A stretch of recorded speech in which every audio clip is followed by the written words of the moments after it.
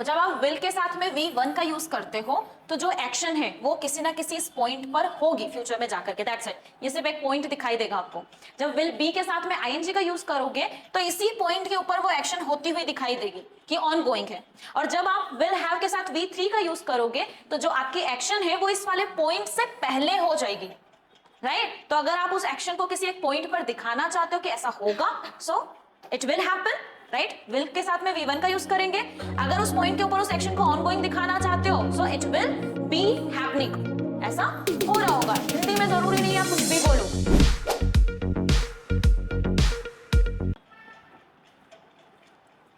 Okay, for future events what are the things you can use to describe the future events? Yes, future की action को describe करने के लिए आप क्या यूज करते हो?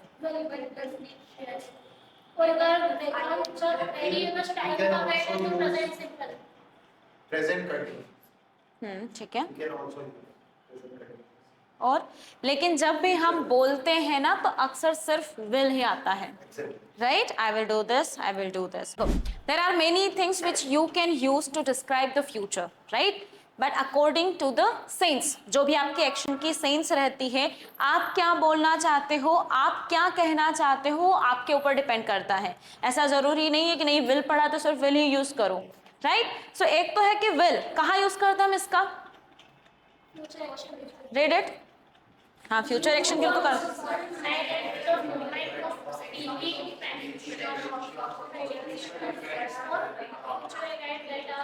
सर्टेन, ठीक है। Used for decisions made at the moment of speaking.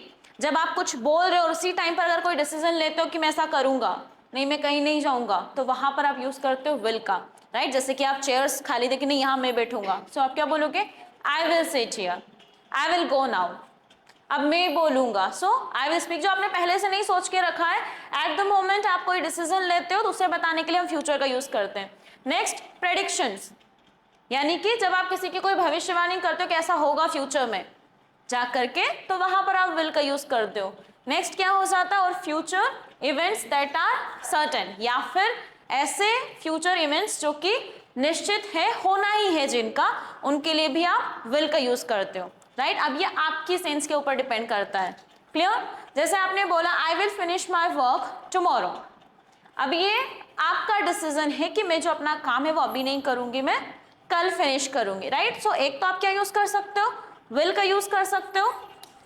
Next क्या है? Going to, right. कहाँ यूज करेंगे इसका? Read it.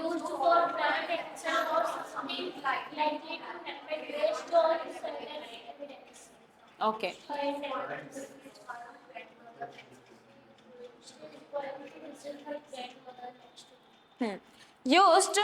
used for planned actions or something likely to happen based on current evidence।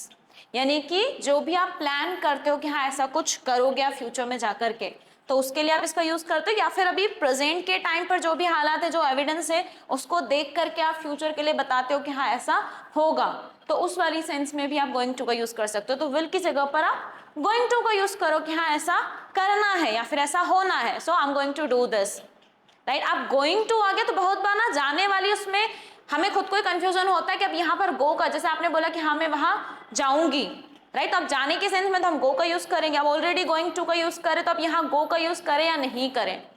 कर सकते हो आप, क्योंकि जो गोइंग टू है वो एक फ्रेज है, वो हम अलग से यूज करें तो उसको किसी भी एक्शन के साथ आप यूज कर सकते हो। आप बोल सकते हो I am going to go there, right. आप क्या करने वाले हो? तो मैं ऐसा करने वाला हूं, करोगे तो फ्यूचर में ही, right? So I'm going to do this.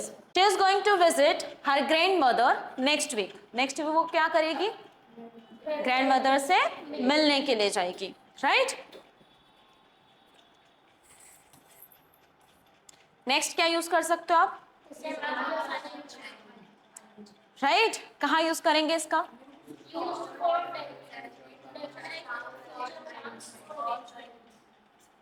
Okay, used for definite future plans और अरेंजमेंट्स। ऐसे फ्यूचर प्लान्स जो कि डेफिनेट है, यानी कि आपने डिसाइड करके रख लिया कि हाँ ऐसा होना है, but still you are waiting for the time, क्योंकि डिसाइड कब के लिए किया हुआ है, फ्यूचर के टाइम के लिए, कि हाँ फ्यूचर में आप जाकर के ऐसा करोगे, राइट। तो उस वाली सेंस में आप यूज क्या करते हो, is am are plus I N G, यानी कि प्रेजेंट कंटिन्यूअस का, that I am doing this, right. So we are meeting our teacher at 4 PM। आप 4 PM कभी फ्यूचर में जाकर के बजेंगे, लेकिन हम क्या बोल रहे हैं कि हम हमारे टीचर से 4 बजे मिल रहे हैं। अब हिंदी में इसकी चाहे जो भी मीनिंग हो, लेकिन सेंस हमारी क्या है कि हमने डिसाइड करके रखा हुआ है कि ऐसा होना है फ्यूचर में जाकर के, that's why we making it with present continuous. Clear? अभी तक कितनी चीजें हो गई जो आप फ्यूचर के लिए यूज कर सकते हो, विल, नेक्स्ट, गोइंग टू और इज एम आर टू के साथ I N G. Okay, next क्या है,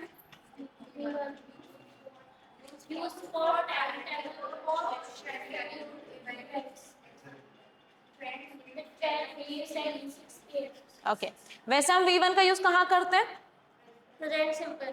प्रेजेंट सिंपल, यानी कि जब हम परमानेंट एक्शन की बात करते हैं वहां पर, राइट। बट अगर फ्यूचर की कोई ऐसी एक्शन आप बता रहे हो जो कि शेड्यूल्ड है, राइट, जिसका टाइम टेबल बना हुआ है कि ये इस टाइम पर ऐसा कोई काम होगा, शेड्यूल्ड है, तो उसे बताने के लिए हम क्या यूज करते हैं, V1 का, भले ही वो फ्यूचर में जाकर के होगा, राइट। तो जैसे कि ये ट्रेन का एग्जांपल है, that the train leaves eight 6 PM, तो ये उसका शेड्यूल टाइम है कि वो इसी टाइम पर जाती, तो आगे भी किस टाइम पर जाएगी, 6 बजे ही निकलेगी यहाँ से, राइट। तो ऐसे नहीं बोलेंगे अब that the train will leave at 6 PM, the train leaves, it's okay, so the train leaves eight 6 PM। Clear? अच्छा, ऐसी कोई एक्शन है आपकी जो कि शेड्यूल्ड है, जैसे कि आपने बोला कि सुबह का कोई भी काम आपका जो शेड्यूल्ड है कि हाँ मुझे इस टाइम पर ऐसा करना है, तो वो भले फ्यूचर में करोगे आप।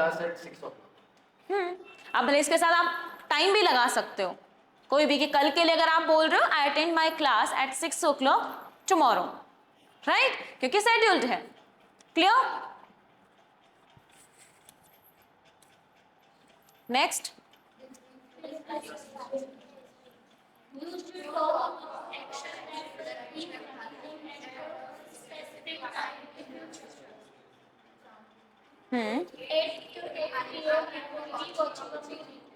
ओके, नाउ विल और विल बी प्लस ING दोनों में क्या डिफरेंस है, सिर्फ इतना कि जब आप विल का यूज करते हो तो आप वहां पर करते हो जब आप एक्शन को सिर्फ एज एन इंफॉर्मेशन दिखाना चाहते हो कि ऐसा कुछ होगा फ्यूचर में जाकर के, बट उसी सेम एक्शन अगर वो टाइम टेकिंग है, जिसको करने में कुछ टाइम लगता है, तो वहां पर आप उसी सेम एक्शन को विल बी प्लस ING के साथ बना सकते हो, राइट। तो आप जब आप विल का यूज करते हो तो माइंड में इमेजिन जो पिक्चर क्रिएट होती है वो होती है कि हाँ आप कुछ काम करोगे ऐसे जाकर के फ्यूचर में, आप दिखाई देते हो, आपका वो काम दिखाई देता है। लेकिन जब आप इस वाले स्ट्रक्चर का यूज करते हो that I will be doing this, तो वहां पर आप उस काम को करते हुए दिखाई देते हो, राइट। अपने खुद के माइंड में ये पिक्चर क्रिएट होती है। जब आप विल का यूज करोगे तो आपका काम दिखाई देगा, आप दिखाई दोगे, लेकिन उसमें कोई वो नहीं रहेगा कि आप कर रहे हो, क्या कर रहे हो, कुछ नहीं। लेकिन जब आप विल बी प्लस ING का यूज करोगे तो वो एक्शन ऑनगोइंग दिखाई देगा, यूज करके देखना। तो जहां पर एक्शन ऑनगोइंग आपको दिखाना हो वहां पर हम यूज करेंगे विल बी के साथ ING, that I will be doing this. और अगर आप उसको एज एन इंफॉर्मेशन किसी को बता रहे हो कि ऐसा जाकर के होगा फ्यूचर में कभी, then use the will plus V1। Clear? And you have to use everything. हम सिर्फ विल का ही यूज करते फ्यूचर बताने के लिए, इन बाकी सारी चीजों का कभी करते ही नहीं है। भले ऑनगोइंग दिखाना हो तो भी हम विल का यूज करेंगे क्योंकि वो इजी लगता है, राइट, बट इसका भी यूज करना है। क्लियर?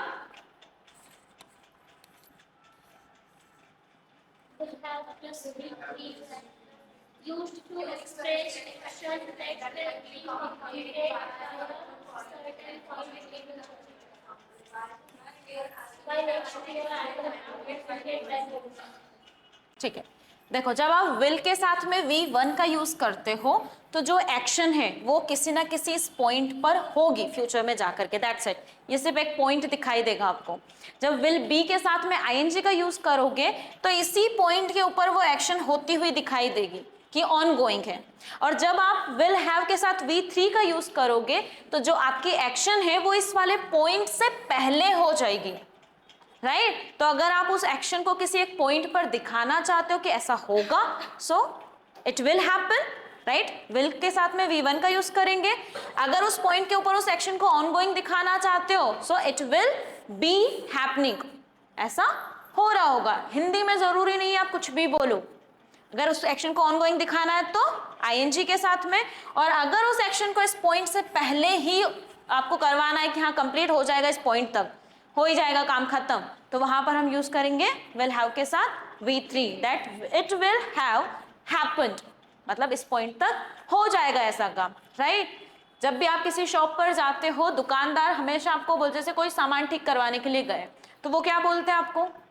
2-3 दिन में हो जाएगा। 2-3 दिन में हो जाएगा, यानी कि ये जो पॉइंट है यहाँ पर आपके 2-3 दिन कंप्लीट होंगे और इससे पहले वो काम हो जाएगा, यानी कि आप 3 दिन के बाद आकर के ले जा सकते हो कभी भी। क्लियर? तो जो काम आप कंप्लीट दिखाना चाहते हो फ्यूचर के इस पॉइंट से पहले या फिर इस एक्शन से पहले ये काम कंप्लीट हो जाएगा, तो वहां पर हम यूज करेंगे विल हैव के साथ V3। Is it clear? तो जैसे बाय नेक्स्ट ईयर, यानी कि अगले साल तक, आई will have completed my course, I will have completed my course by the next year, यानी कि अगले साल तक मेरा जो कोर्स है वो मैं कंप्लीट कर लूंगा, right? It will have been completed within 2 to 3 days, मतलब जो पहले वाला जो आपने किया था 2-3 दिन में हो जाएगा। So ऐसा बन जाएगा।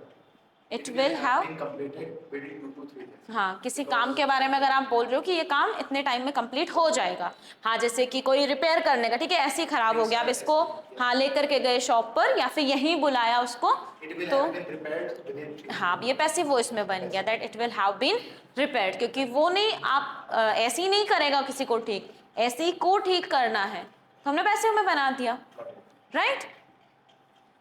ओके, नेक्स्ट है विल हैव बीन के साथ में आईएनजी। अब इसका ना ये है टेंस का नाम, अगर आप जानोगे तो ये क्या है, कौन सा टेंस है? Future perfect continuous tense। Future perfect continuous. Structure भी इसका बहुत बड़ा हो जाता है विल हैव बीन के साथ में आईएनजी, राइट? और ऐसा मतलब माना जाता है इस बात को कि इसका यूज ज्यादा नहीं होता है, बहुत ही रेयरली होता है। वैसे तो शायद पढ़ाते भी नहीं है कि बहुत कम होता है, लेकिन कभी कभी जब इसका यूज होता है, मतलब ऐसा होता है कि हम फंस जाते हैं कि आप इसको कैसे बोले, ठीक है? इसका यूज कहाँ पर होगा, एक बार पढ़ो इसको।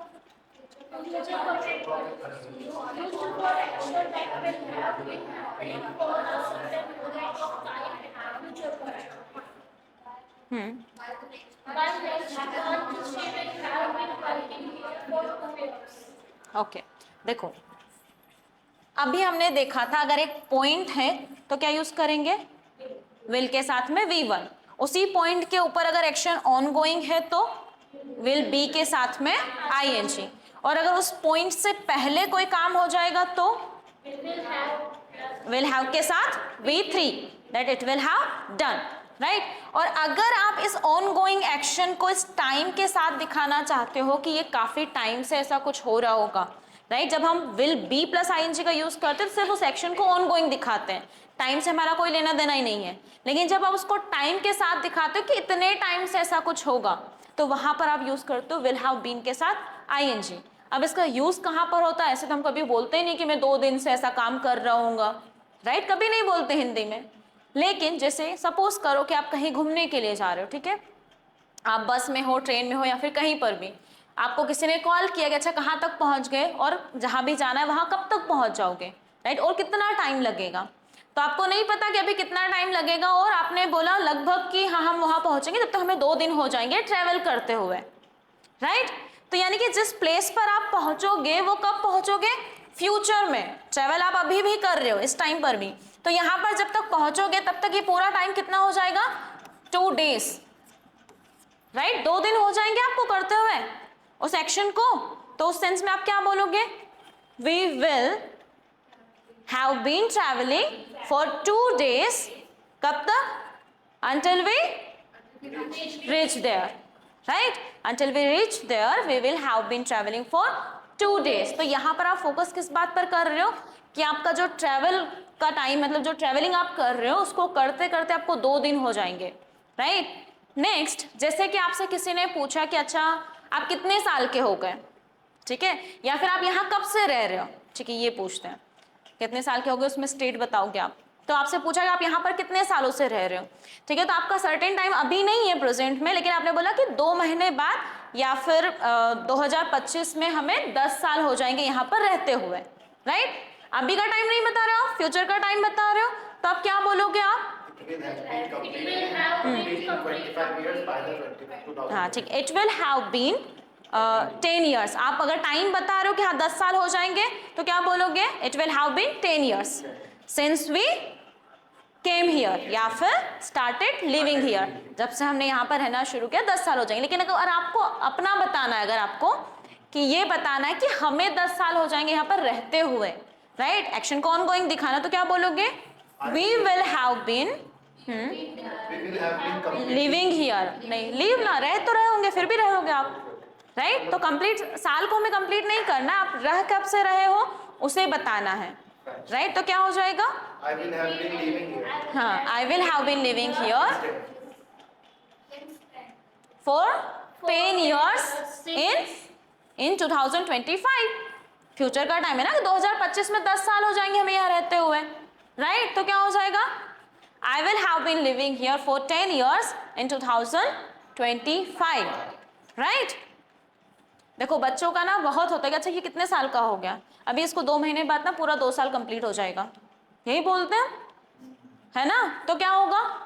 अब कंप्लीट वाली सेंस में दिखा रहे हैं, एक्शन को ऑनगोइंग नहीं दिखा रहे हम, तो अब क्या यूज करेंगे? Ma'am, one more thing. ये One more thing. I want to basically it हो तो भी हमको हैवी रहना ना बिल के बाद में। हाँ हाँ हाँ। अब ये देखो, ये वाला भी बहुत बड़ा कंफ्यूजन है कि यहाँ पर हम हैज क्यों यूज नहीं करते विल के बाद। क्यों नहीं करते हैं? क्योंकि जो विल है वो हमारा एक मॉडल वर्ब की तरह काम करता है, एज अ मॉडल वर्ब काम करता है, और इसके बाद मॉडल वर्ब के बाद हमेशा बेस फॉर्म ही आती है। बेस फॉर्म क्या है हमारी? हैव है। तो चाहे सिंगुलर के लिए बोलो, प्लूरल के लिए बोलो, किसी के लिए भी हैज नहीं आएगा, हमेशा हैव ही आएगा, ठीक है। तो अगर आपको कंप्लीट दिखाना है कि अच्छा ये 2 महीने के बाद में इसको पूरे 2 साल हो जाएंगे, यानी कि ये 2 साल का हो जाएगा, राइट। तो अब यहाँ पर एक्शन को ऑनगोइंग नहीं दिखा रहे, कंप्लीट दिखा रहे, तो क्या हो जाएगा? विल हैव दैट इट हाँ, he will have been 2 years old, है ना, 2 साल का हो जाएगा। तो बीन हैव, अच्छा बीन क्यों लगा रहे हैं? बीन क्यों आ रहा है यहाँ पर? He will have been. अगर आप प्रेजेंट में बोलोगे कि मैं 10 साल का हूं, तो कैसे बोलोगे? आई एम अच्छा बी की फॉर्म तो आई एम 10 years old, ठीक है। 10 साल के अभी हो तो, लेकिन फ्यूचर में जाकर के होगे तो हमें क्या यूज करना है? V3। तो एम की थर्ड फॉर्म क्या हो जाएगी? Been. So I will have been, कितने साल के हो जाओगे? अच्छा कौन कब कितने साल का होगा बताओ जल्दी से। मैं 4 दिन बाद हो जाऊंगी 18 साल। I have been 30 years old in 2030. In 2030 I will have 18-year-old. Been. I will have been 18-year-old after 4 days. I will have been 23 years old in 2025. We are going to 2025। Okay, so clear है। Complete बताना है तो वहां पर state बता रहे हैं हम, इस वजह से बीन का यूज कर रहे हैं, ठीक है। और एक्शन को अगर ऑनगोइंग दिखाएंगे तो जो भी आपके एक्शन है उसको आईएनजी दिखा देंगे, क्या ऐसा हो रहा होगा। और क्यों बीन का यूज क्यों कर रहे हैं हम यहाँ पर? अच्छा ये स्ट्रक्चर ऐसा क्यों बन रहा है? देखो कंटिन्यूअस दिखाने के लिए हमें क्या चाहिए? वर्ब में आईएनजी, और आईएनजी से पहले टाइम दिखाने के लिए क्या चाहिए? बी की फॉर्म्स। लेकिन जो परफेक्ट है उसे क्या चाहिए? थर्ड फॉर्म, है ना। कंप्लीट दिखाने के लिए एक्शन को थर्ड फॉर्म चाहिए हमें, तो बी की फॉर्म में थर्ड फॉर्म का काम कौन करता है? बीन। इसीलिए हम यहाँ पर बीन का यूज कर देते हैं कि ये आईएनजी की भी पूर्ति कर देता है, एक्शन को कंप्लीटेड भी दिखा देता है। और थर्ड फॉर्म से पहले हमेशा हमें चाहिए हैव की फॉर्म्स, इसीलिए हम हैव का यूज करते हैं। और फ्यूचर बताने के लिए विल, राइट। तो यानी कि कहने का मतलब क्या है कि जो एक्शन आप बता रहे हो ये फ्यूचर के टाइम पर ऑनगोइंग रहेगी, लेकिन काफी टाइम से, टाइम के साथ आप दिखा रहे हो कितने टाइम से ऐसा कुछ हो रहा होगा। तो अगर आप ऐसे बोलते हो that I will be doing this, it means कि एक पर्टिकुलर टाइम पर कोई एक्शन ऑनगोइंग रहेगा। और जब आप ऐसे बोलते हो तो I will have been doing this, इसका मतलब क्या है, भले आप टाइम मेंशन नहीं करो वहां पर, इससे ये पता चलता है कि काफी टाइम से कुछ हो रहा होगा, दैट्स इट, और कुछ नहीं है। क्लियर?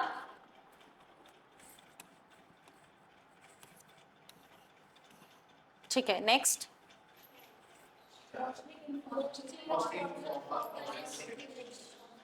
ठीक है,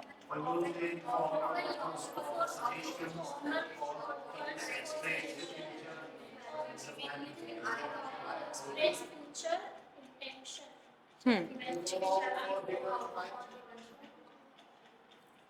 often used in informal offers or suggestions, ठीक है, this is suggestions, or to express future intentions mainly with I और V, ठीक है। I और V के साथ में आप will का भी यूज कर सकते हो, लेकिन आप shall का भी यूज करते हो।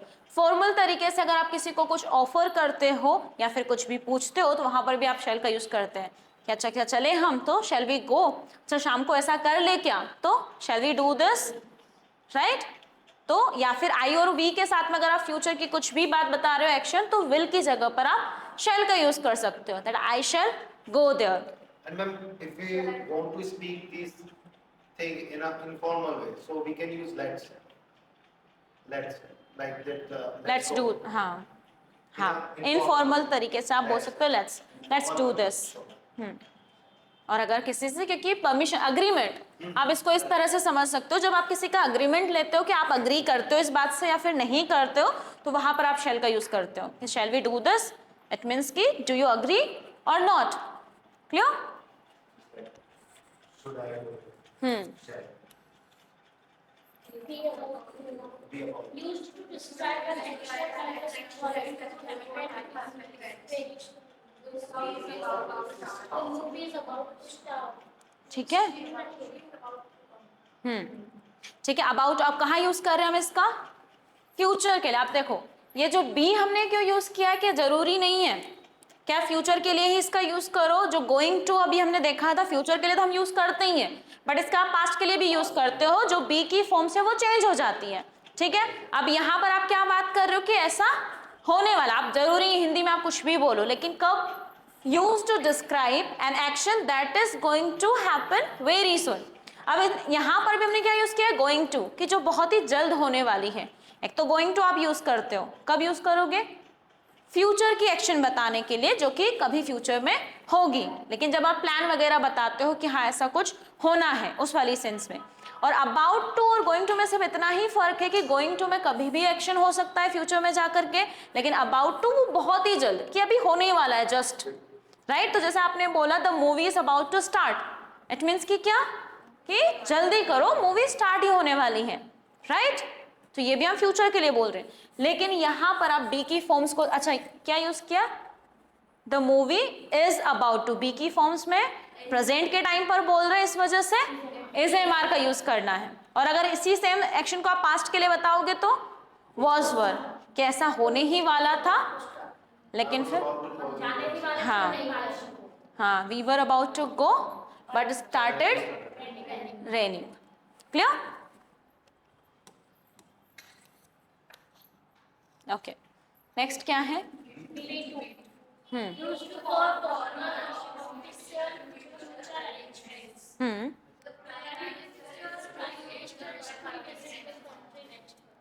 ठीक है। बी के साथ में सिर्फ टू, ना तो गोइंग टू ना ही अबाउट टू। अब इसका यूज आप कहाँ पर करते हो, यूज्ड फॉर फॉर्मल और ऑफिशियल फ्यूचर अरेंजमेंट्स, यानी कि ऐसा कुछ जो कि फ्यूचर में जाकर के होना है, उस सेंस में आप यूज करते हो बी के साथ में सिर्फ टू। ठीक है। अब बी का मतलब क्या, वही प्रेजेंट के टाइम पर अगर बोल रहे हो तो इज एम आर, और अगर पास्ट के लिए बोल रहे हो तो वॉज वर। बट हम पढ़ कहाँ के लिए रहे हैं, फ्यूचर। तो अगर आप प्रेजेंट में बोल रहे हो कि ऐसा होना है तो होगा तो फ्यूचर में ही, राइट। बोल कब रहे हो, प्रेजेंट के टाइम पर, इसीलिए हम यूज करेंगे इज एम आर का। और यही सेम अगर आप पास्ट के लिए बोलोगे तो बी की हम सेकेंड फॉर्म का यूज कर देंगे वॉज वर। तो जैसे कि the prime minister is to visit the country next month, यानी कि क्या करने वाले हैं वो, नेक्स्ट मंथ में विजिट करने वाले हैं कंट्री को, राइट। अब ये थोड़ा सा फॉर्मल है, ऑफिशियल है, तो इस वाली सेंस में आप इसका यूज करते हो। Clear? It means we can use it instead of about to or going to. नहीं, अबाउट टू का यूज करोगे आप जो तुरंत होने वाला है, कि होने ही वाला है, तो गोइंग टू वाली सेंस में आप इसको यूज कर सकते हो। जहाँ अरेंजमेंट्स की आप बात करो कि ऐसा ऐसा, मतलब ये एक्शन, मतलब ये प्लान हुआ है कि ऐसा होना है फ्यूचर में जा करके, तो वहां पर Formal. हाँ फॉर्मल और ऑफिशियल वर्क के लिए कुछ यूज कर सकते हो। बाकी इनफॉर्मल में भी इसको यूज करते हैं कि हाँ मुझे ऐसा करना है, so I am to do this like this, तो उस वाली सेंस में भी आप इसको यूज कर सकते हो, बट स्पेशली इसका यूज होता है फॉर्मल और officially. Clear? So how many things we have learned for the future? Something around 8. Yes, first what is? Okay, now you have to use all the things according to the sense. कि आपका कहने का मतलब क्या है, आप क्या कहना चाहते हो, ठीक है? इंटरचेंजेबल नहीं है कि नहीं इनमें से ये यूज कर दो, ये नहीं तो ये यूज कर दो, आपकी सेंस क्या कहती है उसके अकॉर्डिंग यूज करना है। Is it clear? ठीक है, तो आप प्लान करना है फ्यूचर के लिए, जिसमें आपको इन सारी ही चीजों का यूज करना है। क्या है, प्रैक्टिस कैसे करना है कि आपको अपना खुद का फ्यूचर का प्लान बताना। अब नवरात्रि शुरू हो गई है, दिवाली आने वाली है, तो आपके क्या क्या प्लान्स हैं फ्यूचर के लिए, आपके करियर के लिए क्या प्लान्स हैं, या फिर घर जाने के क्या प्लान्स हैं, क्लास प्रैक्टिस करने के लिए क्या प्लान्स हैं। तो कुछ क्या है ऐसी चीज़ें जो आप अभी करने वाले हो थोड़े बहुत दिनों में, या फिर फ्यूचर में जाकर के करोगे, कुछ ऐसा जो डिसाइड किया है लेकिन फ्यूचर के टाइम के लिए डिसाइड किया है, कुछ ऐसा जो कि कभी आप ऑन गोइंग दिखाना चाहते हो, ऐसे करके। Clear? How long will it take?